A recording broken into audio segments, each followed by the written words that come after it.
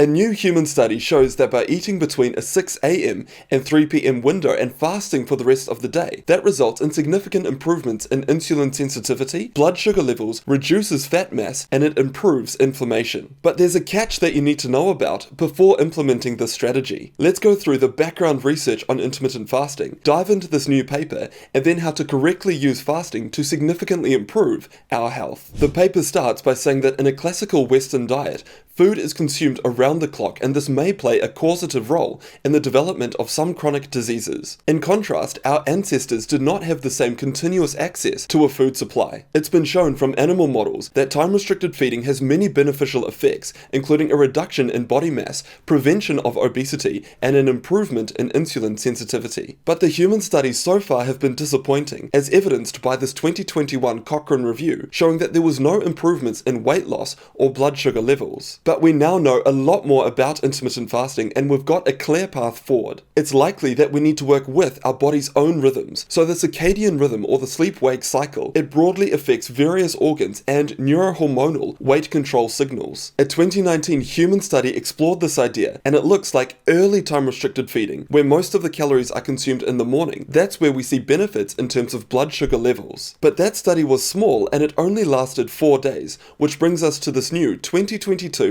randomized clinical study that compared the effects of early time-restricted feeding, where the participants could eat between 6 a.m. and 3 p.m., middle of the day restricted feeding, where the eating window was between 11 a.m. and 8 p.m., and a separate control group that could eat whenever they wanted, and this study lasted for 5 weeks. 82 participants completed the study, but there's a couple of things to know because not each group were exactly the same. The early time restricted group, they tended to be younger, so almost 5 years younger compared to the control group, so we need to keep that in mind when interpreting these results. The other thing to note is that most of the participants were female. We can also see that during the study there was a significant difference with how many calories each group were eating. So the early time restricted group, they tended to have less calorie intakes compared to the other groups. But with all of that out the way, what did they find? Starting with insulin resistance, the early time restricted group, they showed a much larger reduction in insulin resistance compared to the other groups, and this included the middle of the day time restricted group. The early group also had significantly larger reductions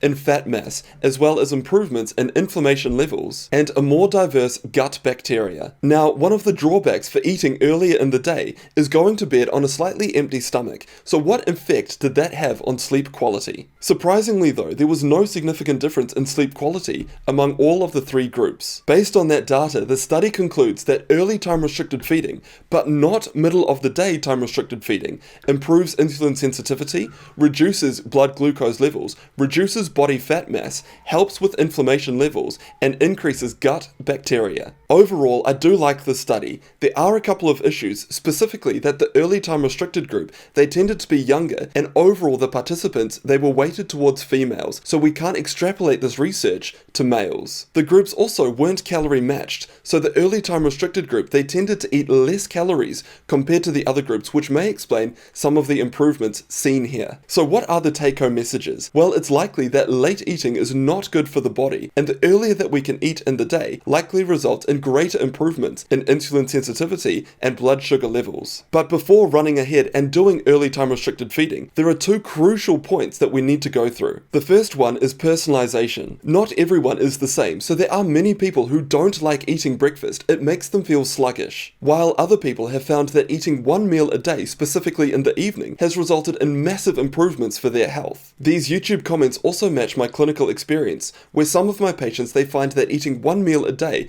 is a great way for them to reduce their overall calorie intake. So if you've found a winning formula, that is brilliant. Overall though, if you can move that window to slightly earlier in the day, you'll probably see greater improvements. Personally, I find that eating breakfast like a king, lunch like a prince, and dinner like a pauper works wonders for me, but it might not work for you. The second and probably more important issue is muscle mass. In 2021, a review was published stating that intermittent fasting likely represents a suboptimal diet dietary approach for skeletal muscle, and it can impact the ability to maintain or enhance muscle mass and quality. This is a problem because maximizing muscle mass in youth and then trying to hold on to that muscle mass in our older years is crucial for health and longevity. So if you are practicing intermittent fasting, there's a few other strategies to keep in mind. It's vital to practice resistance training, preferably under the guidance of a personal trainer. The second point is that from the available human research, it looks like protein intake of 1.6 grams per kilogram of body weight per day is optimal for muscle mass and longevity, and it's even higher for older adults. These recommendations are based off human data from the British Medical Journal and the International Society of Sports Nutrition. So to wrap things up, eating earlier in the day is likely a good strategy to reduce blood sugar levels and insulin resistance. But there's no one size fits all, so if you've found a strategy that works for you,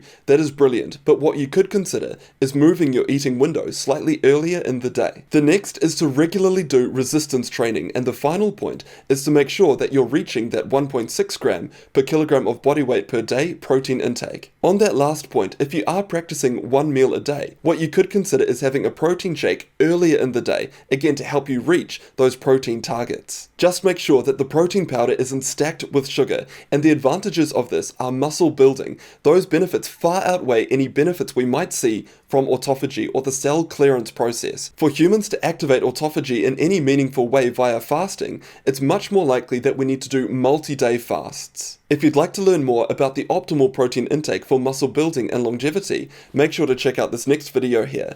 And a massive thank you to DoNotAge.org for their $10,000 donation to my rapamycin study. They are a health research organization, and to benefit from their ingredients as well as a 10% discount code, check out the pinned comment.